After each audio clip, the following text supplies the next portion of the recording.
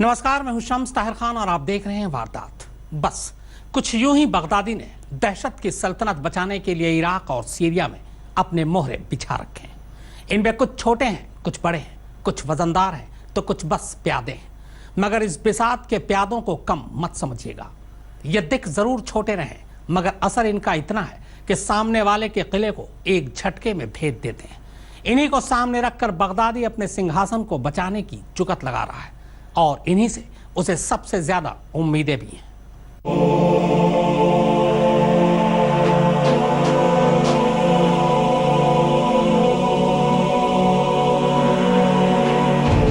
सिंजर की पहाड़ियों पर चढ़कर बगदादी के आतंकियों ने पिछले कई सालों में जो तबाही मचाई, हमने तो बस वही देखा।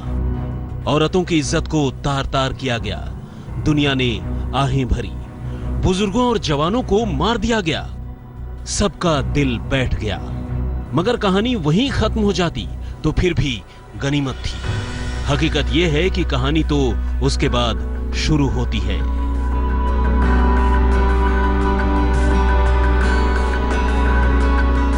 बगदादी के गढ़ से आई ये कहानी उन दो मासूमों की है जिनके बाप दादाओं को बगदादी ने मार डाला। मां बहनों की इज्जत को उसके जल्लादों ने लूट लिया और उन्हें कयामत के इस दिन के लिए बचा कर रखा।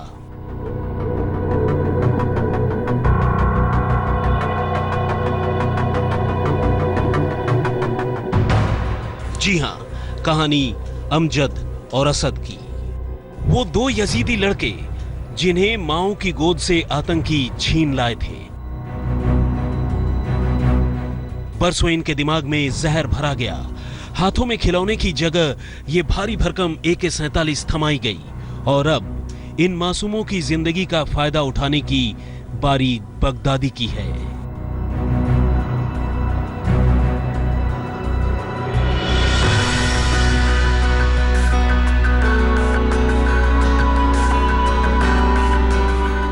आज इन्हें बिल्कुल अलग तरह का काम दिया गया है। ये अपने मिशन के हिसाब से गाड़ियों की वेल्डिंग कर रहे हैं, उसे पेंट कर रहे हैं। मगर सवाल ये कि आखिर इन नन्हे मासूमों का ऐसा क्या मिशन है जिसके लिए ये बंदूक थाम कर खड़े हैं।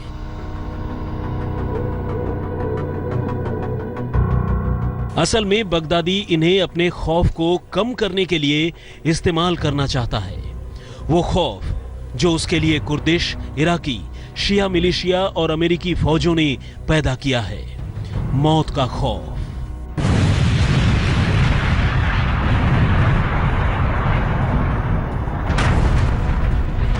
बदला चाहता है बगदादी इन फौजों से, अपने आतंकियों की मौत का बदला, अपने ठिकानों के तबाह होने का बदला, अपनी जमीन के खो जाने का बदला, अपनी दहशत के कम हो जाने का बदला।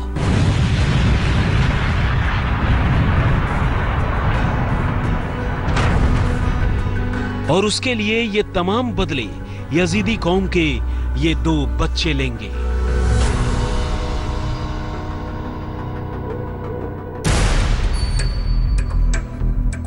पिछले 3 सालों तक इनके दिमाग में इतना जहर भर दिया गया है कि अब ये अपना मजहब भी बदल चुके हैं और अपना मकसद भी। अब ये बगदादी के लिए कुछ भी कर गुजरने को तैयार हैं। आतंक की ट्रेनिंग तो ये पहले ही ले चुके हैं और अब इन्होंने आतंक फैलाने की कसम भी खा ली है। ऐसा ब्रेन वॉश किया गया है इनका कि अब ये वही सोचते हैं जो बगदादी इन्हें सोचने के लिए कहता है। बगदादी उस बला का नाम है जो अपने फायदे के लिए कुछ भी कर सकता है। वो सिर्फ इन्हें मरने के लिए नहीं छोड़ देगा, बल्कि इन्हीं के जरिए वो दुनिया को अपने आतंक का पैगाम पहुंचाएगा। बच्चों को मिशन पर भेजने से पहले इन्हीं की जुबानी वो दुनिया के भटके हुए नौजवानों को बरगलाने की कोशिश कर रहा है। इनके जरिए वो ये बताना चाह रहा है कि दुनिया कितनी बुरी और अकेला वही भला है। कलम दार इस्लाम बस तौहीद अकदबा मोहब्बत तशकीद दबा मनबा अमकान कदीन इंशाल्लाह अज़ुबराखो अमे दरवाज़े ने कफारा बनो मैं खुफाजिदीन इंशाल्लाह। इंटरव्यू खत्म हुआ और अब इन बच्चों के लिए बगदादी पर कुर्बान होने की बारी है। इनमें से एक को यानी अमजद को बारूद से भरी गाड़ी की चाबी दी गई है, जिसमें सिर्फ ड्राइवर के बैठने की जगह है, वरना तो इसमें सिर्फ बारूद का अंबार भरा है। अब तक तो आप समझ ही गए होंगे कि बगदादी ने इन्हें इतने बरस तक क्यों पाला।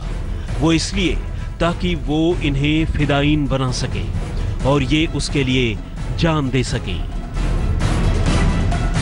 गाड़ी में लगे इस स्टार्ट बटन को दबाने के साथ ही शुरू हो गया मौत का सफर। टारगेट दूर खड़े सेना के ये टैंकर हैं जिन्हें एक टक्कर के साथ तबाह और बर्बाद करना है। गलियों से होते हुए बारूद से भरी इस गाड़ी को अमजद ठीक उसी जगह पर लेकर पहुंचा जहां इराकी सेना के ये 4 टैंक एक साथ खड़े हुए थे। एक धमाका हुआ, पूरा इलाका गूंज उठा। आग की लपटें सैकड़ों फीट ऊपर तक आई।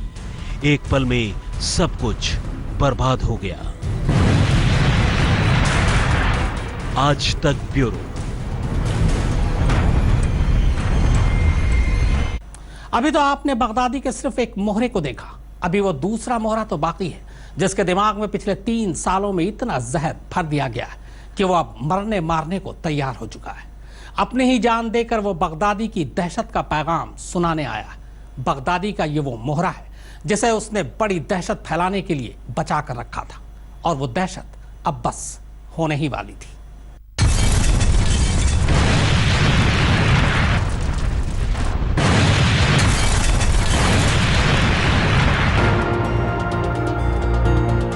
न तो इस कार में दरवाजे हैं, न बैठने के लिए सीट, और न ही कोई हमसफर, क्योंकि इसमें बारूद से भरे टैंकरों के अलावा किसी और चीज के लिए कोई जगह है ही नहीं। मंजिल इसकी सिर्फ और सिर्फ तबाही की तरफ जाती है, और बकौल बगदादी इस तबाही को लाने वाला जन्नत की तरफ। बगदादी ने अपने बड़े बड़े सूरमाओं को घर में बिठा रखा है, और इस यजीदी लड़के असद को उसने मोसूल में बर्बादी के लिए चुना है, जो इस तबाही को लेकर उस जगह बढ़ा चला जा रहा है जहां बगदादी की दुश्मन सेना के 7 टैंक एक साथ खड़े हैं। बारूद से भरी इस गाड़ी को लेकर असद इस इलाके में घुसता चला गया, और इस दूसरे टैंकर के नजदीक पहुंचते ही उसने तबाही का ट्रिगर दबा दिया।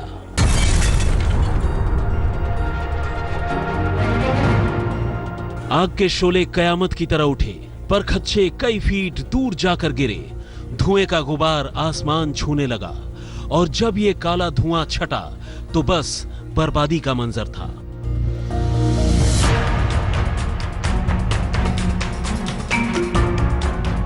लोग बदहवासी में भाग रहे थे। सेना के जवान अपने साथियों की लाश के चीथड़े बटोर रहे थे, और ये सब उस ड्रोन कैमरे में रिकॉर्ड हो रहा था जो बगदादी ने इस मंजर को देखने के लिए आसमान में तैनात कर रखा था। 26 मिनट के तबाही के इस वीडियो को बगदादी की मीडिया विंग निनावा ने जारी किया है,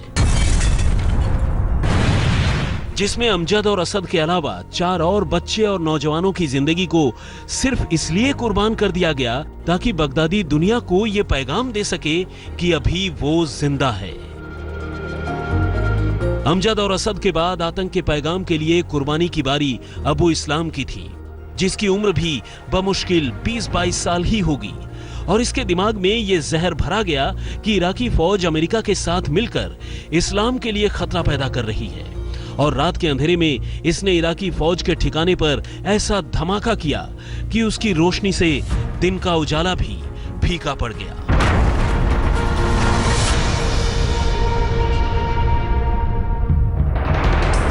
बगदादी ने अपने बुरे वक्त के लिए नन्हे मुजाहिदीनों का पूरा हॉस्टल खोल रखा है, जहां उनके दिमाग में जहर भरने के अलावा उन्हें आतंक की ट्रेनिंग भी दी जा रही है।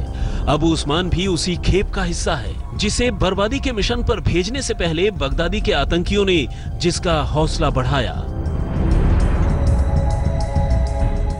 जिसके बाद बख्तरबंद गाड़ी में बारूद भरकर उस्मान इराकी सेना के ठिकानों के लिए निकल पड़ा, और बिना कहीं रुके उसने बगदादी के लिए अपनी जिंदगी आतंक के नाम कुर्बान कर दी।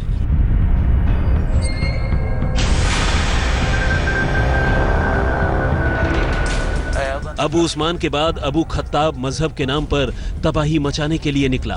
रास्ता रोके हुए तमाम गाड़ियों को किनारे करते हुए खत्ताब ने तबाही का ट्रिगर ठीक उसी जगह दबाया जहां इराकी सेना के दर्जनों टैंक खड़े हुए थे। खत्ताब की गाड़ी को देखते ही सेना के जवान खुद को बचाने के लिए भागते नजर आए, मगर धमाका इतना जबरदस्त था कि उनकी ये कोशिश नाकाम रही।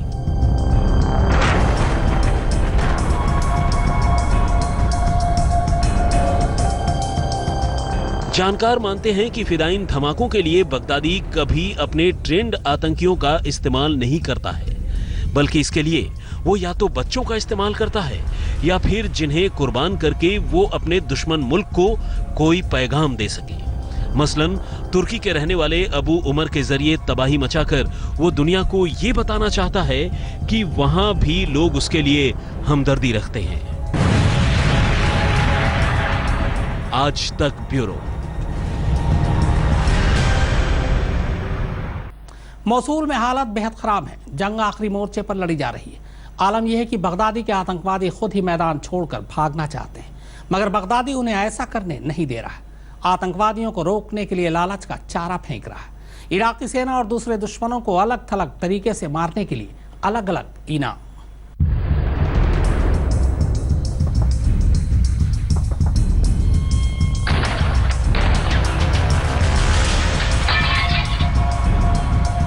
इराक में आईएसआईएस के साथ इराकी फौज और कुर्दिश फाइटरों की जंग जैसे जैसे अपने आखिरी अंजाम की ओर बढ़ रही है, एक से बढ़कर एक चौंकाने वाली बातें सामने आ रही हैं। नई खबरों के मुताबिक अब फौज और पत्रकारों की एक टोली को आईएसआईएस के ठिकाने से एक ऐसी डायरी हाथ लगी है जिसमें आतंकवादियों के लिए उनके आकाओं की ओर से अलग अलग करतूतों के बदले इनाम मुकर्रर किए गए थे। और इन करतूतों में दुश्मन के साथ तमाम तरह की ज्यादती, मसलन उनका गला काटना, गोली मारना, ऊपर से फेंकना समेत दुश्मन के हवाई जहाज को मार गिराना, उनके फौजी ठिकानों पर तबाही मचाना और दुश्मन फौजी को मारने या फिर जिंदा पकड़ने के लिए अलग अलग इनाम यानी रेट लिस्ट का जिक्र है। अलबत्ता इतना सब कुछ होने के बावजूद इस रेट लिस्ट में जन्नत में मिलने वाली उन 72 हूरों का जिक्र नहीं है, इस्लामिक स्टेट के आतंकवादी जिनका जिक्र कर लोगों को और खासकर नौजवानों को बरगलाया करते हैं। आईएसआईएस का यह निजाम और उसकी रवायतें कैसी है, इसका अंदाजा सिर्फ इसी बात से लगाया जा सकता है कि आतंक के आकाओं ने अपने गुर्गों को दुश्मन फौजियों को मौत के घाट उतारने पर उन्हें जिंदा पकड़ने के मुकाबले कई गुना ज्यादा इनाम देने का ऐलान कर रखा है। इनाम की इस रेट लिस्ट में टॉप 5 करतूत और उसके इनाम चौंकाने वाले हैं। इनाम नंबर 1, दुश्मन का प्लेन या हेलीकॉप्टर मार गिराने पर 7 सोने के दिनार यानी कुल 800 पाउंड का इनाम दिया जाना है। इनाम नंबर 2, इसी तरह दुश्मन का टैंक उड़ाने पर भी इतनी ही यानी 7 सोने की दिनार का इनाम तय है। इनाम नंबर 3, जबकि दुश्मन के किसी सैन्य ठिकाने को निशाना बनाने पर 1 चांदी का दिरहम दिया जाना है, बशर्ते कि उसके ऐसा करने का कोई वीडियो फुटेज या गवाह मौजूद हो। इनाम नंबर 4, एक गैर मजहबी फौजी को मार गिराने पर 10 चांदी के दिरहम का इनाम दिया जाना है। इनाम नंबर 5, जबकि हैरानी भरे तरीके से एक दुश्मन फौजी को पकड़ने पर सिर्फ 1 चांदी का दिरहम इनाम के तौर पर दिया जाना है, यानी मारने का इनाम ज्यादा, जिंदा पकड़ने का कम। आज तक ब्यूरो। इराकी सेना मौसूल के एक इलाके पर कब्जा करने के बाद वहां की तलाशी ले रही थी कि कहीं कोई माइंस या बमों का जाल न बिछा हो, मगर इसी तलाशी के दौरान वो एक ऐसी फैक्ट्री में पहुंचती है जहां का मंजर देखकर उसके होश उड़ जाते हैं। इराकी सेना ने कभी एक साथ इतने बम या गोला बारूद नहीं देखे थे जो उस फैक्ट्री में पड़े थे। मोसूल की जंग में हर रोज आईएसआईएस के लिए कोई न कोई बुरी खबर ही आ रही है। अब मोसूल में बारूद फैक्ट्री पर इराकी फौज के कब्जे ने आईएसआईएस की कमर तोड़ दी है।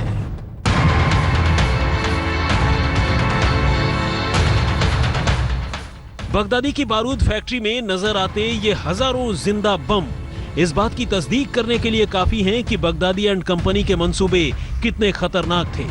ये तमाम बम दरअसल बगदादी ने मोसूल पर अपना कब्जा जमाए रखने के लिए इकट्ठा किए थे।